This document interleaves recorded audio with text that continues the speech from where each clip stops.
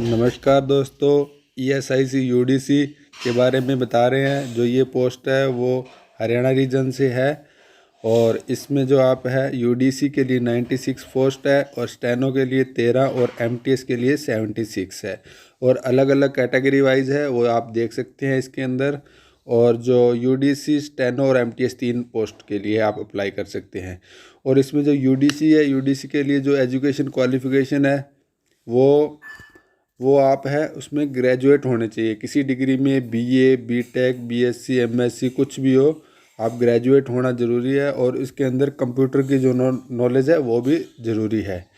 और इसी तरह आप स्टेनो के लिए 12th क्लास पास होना चाहिए और आपको इसमें स्टेनो के लिए कोई डिग्री की ज़रूरत नहीं है, आपको स्टेनो लैंग्वेज आनी चाहिए, चाहे वो हिंदी हो या इंग्लिश हो।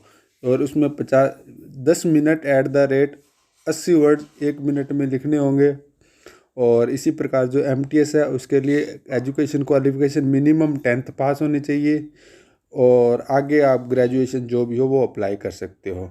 इसी प्रकार जो एज लिमिट है वो मिनिमम एज 18 साल है। अगर आप 17 साल 363 दिन है तो भी अप्लाई नहीं कर सकते। और इसी प्रकार जो मैक्सिमम एज है वो 27 ईयर्स है। और इसमें 27 ईयर, अगर आप 27 ईयर से एक दिन भी ऊपर है तो भी आप इसमें अप्लाई नहीं कर सकते।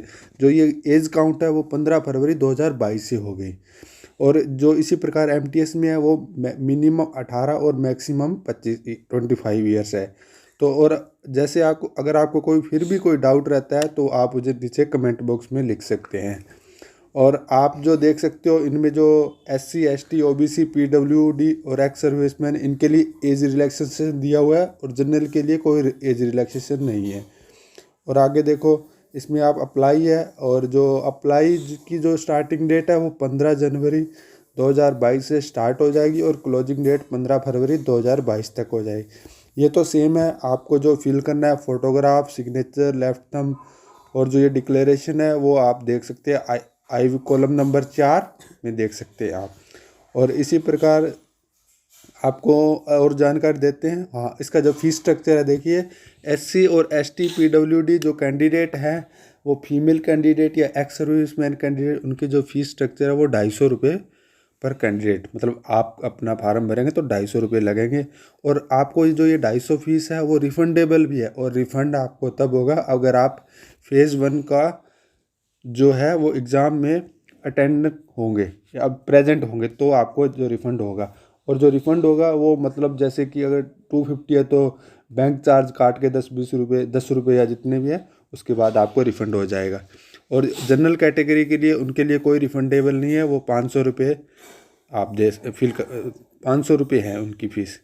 और आगे देखो जो डॉक्यूमेंट है वो तो आप जैसे फिल करोगे वो चलता रहेगा। और जो इसका जो सिलेबस है वो जैसे IBPS है वो सेम टू सेम वही सिलेबस इसके लिए है। और जो इसके लिए, हाँ ये देखो स्कीम प्री एग्ज़ाम के लिए GA आएगा, जनरल रीजनिंग आएगी, अवेयरनेस आएगा और एप्टीट्यूड आएगा और इंग्लिश आएगा। और इनको 25-25 क्वेश्चन आएंगे और 1 घंटे का टाइम होगा। और इसमें जो टाइम है वो जैसे कोई उसमें IBPS PO में और क्लर्क में होता है 20-20 मिनट, वैसा कुछ नहीं है। इसमें आपको 1 घंटा मिलेगा और बाकी जो आपको पूरा 100 क्वेश्चन होंगे। और आप चाहे इंग्लिश में पूरा टाइम लगा सकते हो तो वो, और इसमें कट ऑफ है वो इंडिविजुअल नहीं है, ओवरऑल कट ऑफ क्लियर होगी। हाँ, उसके बाद आपका फेज़ 1 है जो मतलब 10 गुना पास करेगा। अगर आपके 96 वैकेंसी है तो अप्रोक्सीमेटली 1000 बंदा पास कर देंगे। और इसी प्रकार सेम सिलेबस मेन एग्जामिनेशन के लिए है, उसमें भी आपको 25 की बजाय 50 क्वेश्चन आएंगे सभी में और 2 घंटे का टाइम मिलेगा।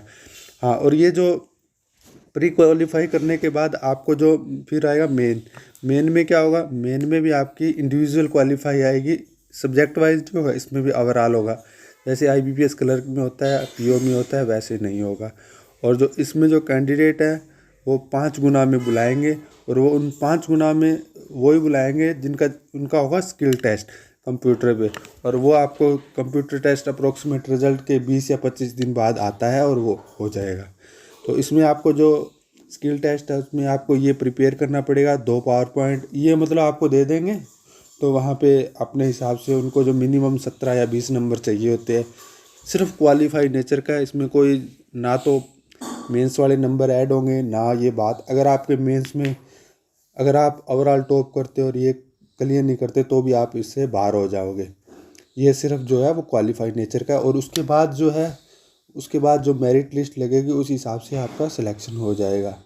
और कुछ तो इसी प्रकार जो एम स्किल्ड स्टेनो है, स्टेनो में क्या होगा, स्टेनो में भी यही है कि उसमें सिर्फ इंग्लिश लैंग्वेज, रीजनिंग और जनरल अवेयरनेस होगा। रीजनिंग में 100 क्वेश्चन होंगे, रीजनिंग में 50 क्वेश्चन होंगे और इंग्लिश में 100 क्वेश्चन होंगे और जनरल अवेयरनेस में ही 50 क्वेश्चन होंगे। ये टाइम है वो अलग अलग डिफाइन है। तो इसमें ड्यूरेशन है, उसके यूडीसी के अंदर ऐसा कुछ नहीं है। और इसमें स्टेनो का फॉर्म आप तभी अप्लाई करें अगर आपको स्टेनो की नॉलेज हो तो, अदरवाइज इसको आप अप्लाई ना करें। और इसमें और ये एमटीएस है, एमटीएस में वैसा ही सिलेबस रहेगा, पर इसका लेवल थोड़ा यूडीसी से लो हो जाएगा या मतलब कम हो जाएगा। ठीक है, वैसे ही 10 गुना उसमें बुलाएंगे, पर इसमें आपको स्किल टेस्ट नहीं देना पड़ेगा, सिर्फ 2 टेस्ट होंगे और उसके अकॉर्डिंग आपकी कट ऑफ आएगी। और जो ये क्वालिफाइंग मार्क्स है ये तो मतलब अगर आपको कोई कैंडिडेट है उसका 45% से कम कोई भी हो तो नहीं मिलता, तो वो सभी पोस्ट बैकलॉग में काउंट हो जाएगी और न्यू नोटिफिकेशन आएगा उसमें हो जाएगा।